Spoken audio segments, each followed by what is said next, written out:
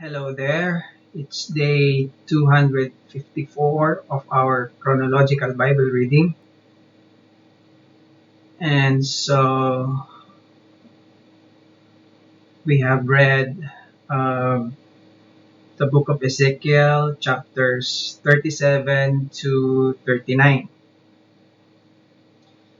And for those who would like to join our chronological Bible reading, just go to the description box like this one, and then just click on show more here, right? Scroll down a bit there. So just look for my social media accounts. So here, my Twitter, Truth Insight underscore, my Instagram, Truth.insight, and my Facebook page at Truth Insight 2020. So there you'll see the daily readings. You'll see what book to read, what chapters. Okay, so now let's share what we've learned.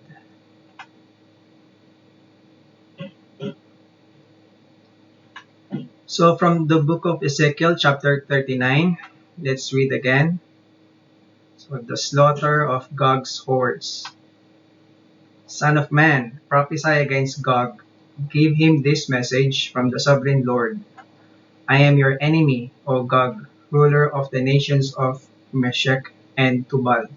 I will turn you around and drive you toward the mountains of Israel, bringing you from the distant north.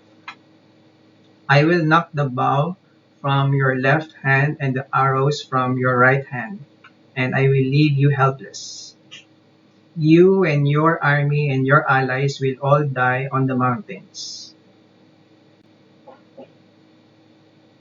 I will feed you to the vultures and wild animals. You will fall in the open fields, for I have spoken, says the sovereign Lord. And I will rain down fire on Magog and on all your allies who live safely on the coasts.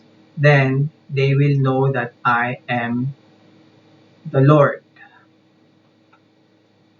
And then let's jump to verse 17 there. And now, Son of Man, this is what the sovereign Lord says. Call all the birds and wild animals. Say to them, gather together for my great sacrificial feast. Come from far and near to the mountains of Israel, and there eat flesh and drink blood. Eat the flesh of mighty men and drink the blood of princes, as though they were rams, lambs, goats, and bulls. All fattened animals from Bashan. Gorge yourself with flesh until you are glutted. Drink blood until you are drunk. This is the sacrificial feast I have prepared for you. Feast at my banquet table. Feast on horses and charioteers, on mighty men and all kinds of valiant warriors, says the sovereign Lord. So now, um, notice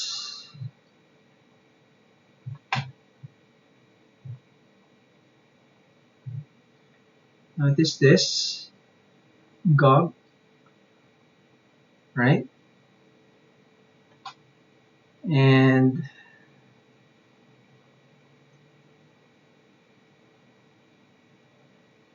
also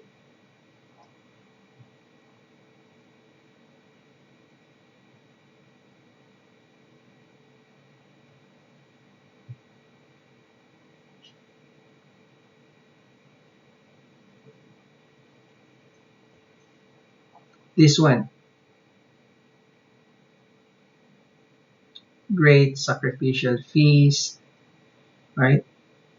Call all the birds and wild animals, eat flesh and drink blood.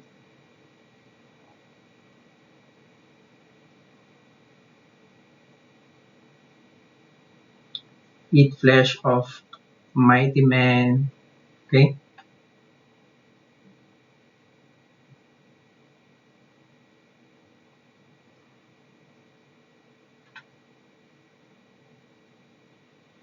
If we'll go to the New Testament,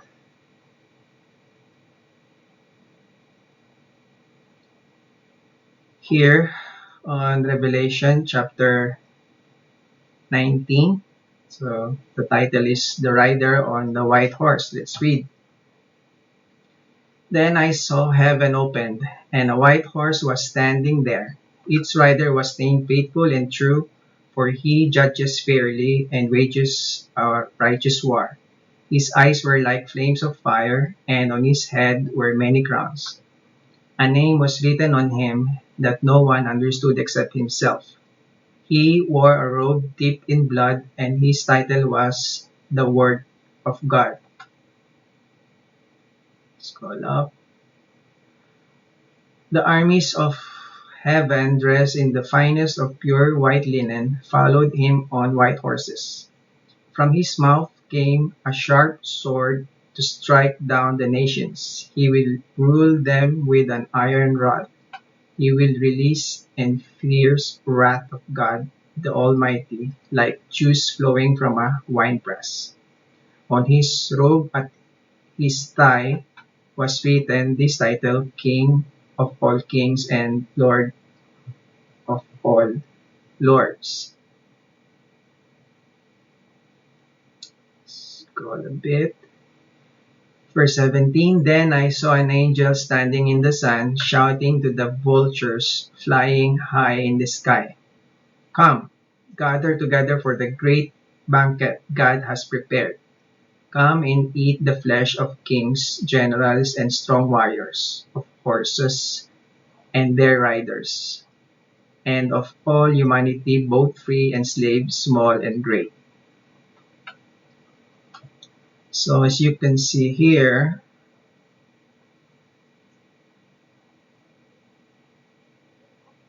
so shouting to the vultures, right?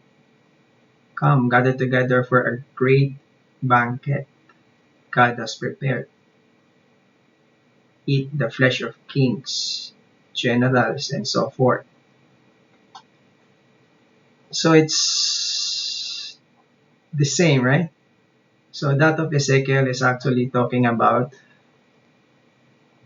the same thing here in Revelation chapter 19, right? And then we go to Revelation 20, the defeat of Satan, verse 7. When the 1,000 years come to an end, Satan will be let out of his prison. He will go out to deceive the nations, called Gog and Magog, in every corner of the earth. He will gather them together for battle, a mighty army as numberless as sand along the seashore. And I saw them as they went up on the broad plain of the earth and surrounded God's people and the beloved city. But fire from heaven came down on the attacking armies and consumed them. Then the evil who had deceived them was thrown into the fiery lake of burning sulfur, joining the beast and the false prophet. There they will be tormented day and night forever and ever. So as you can see here,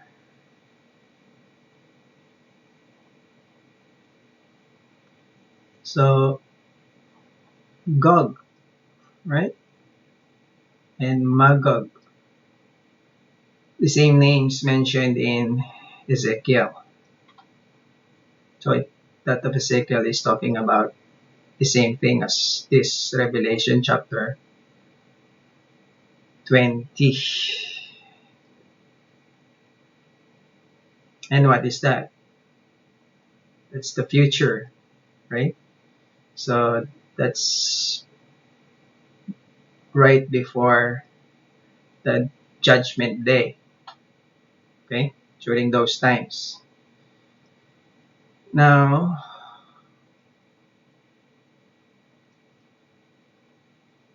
let's just check uh, what Jesus said about those times. So here on Matthew chapter 24, Jesus speaks about the future. Verse 1. As Jesus was leaving the temple grounds, his disciples pointed out to him the various temple buildings. But he responded, "Do you see all these buildings? I tell you the truth. They will be completely demolished. Not one stone will be left on top of another." Scroll up. Later, Jesus sat on the Mount of Olives. His disciples came to him privately and said, "Tell us, when will all this happen? What sign will signal your return and the end of the world?" Jesus told them, "Don't let anyone mislead you, for many will come in my name, claiming, 'I am the Messiah.' They will deceive many, and you will hear of wars and threats of wars, but don't panic. Yes, these things must take place, but the end won't follow immediately. Nation will go to war against nation, and kingdom against kingdom. There will be famines and earthquakes in many parts of the world. But all this is only the first of the birth pains, with more to come." Now let's look at the next one. So similarly, here in the book of Mark, chapter 13, so Jesus speaks about the future. As Jesus was leaving the temple that day, one of his disciples said, "Teacher, look at these magnificent buildings. Look at the impressive stones in the walls." Jesus replied, "Yes, look at these great buildings, but they will be completely demolished. Not one stone will be left on top of another." So the same part of the what happened, right? Later, Jesus sat on the Mount of Olives across the valley from the temple. Peter, James, John, and Andrew came to him privately and asked him, "Tell us, when will all this happen? What sign will show us that these things are about to be fulfilled?" Jesus replied, "Don't let anyone mislead you, for many will come in my name, claiming I am the Messiah. They will deceive many, and you will hear of wars and threats of wars, but don't panic. Yes, these things must take place, but the end won't follow immediately. Nation will go to war against nation, and kingdom against kingdom. There will be earthquakes in many parts of the world as well as famines. But this is only the first of the birth pains, with more to come. And then finally, let's look at the book of Luke, chapter 21. Same thing, Jesus speaks about the future. Verse 5.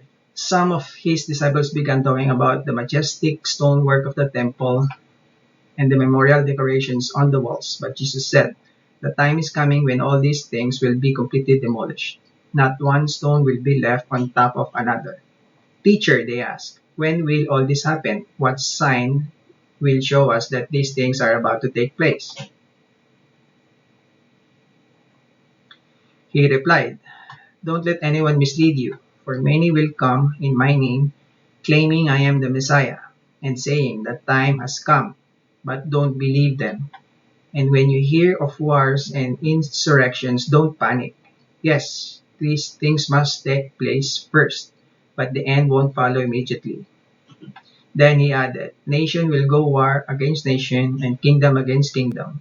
There will be great earthquakes, and there will be famines and plagues in many lands. and there will be terrifying things and great miraculous signs from heaven.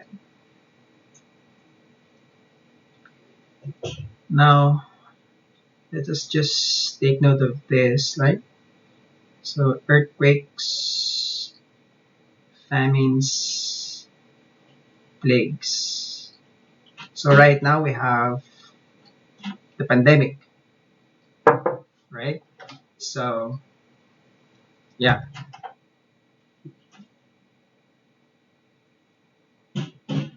that's all for today.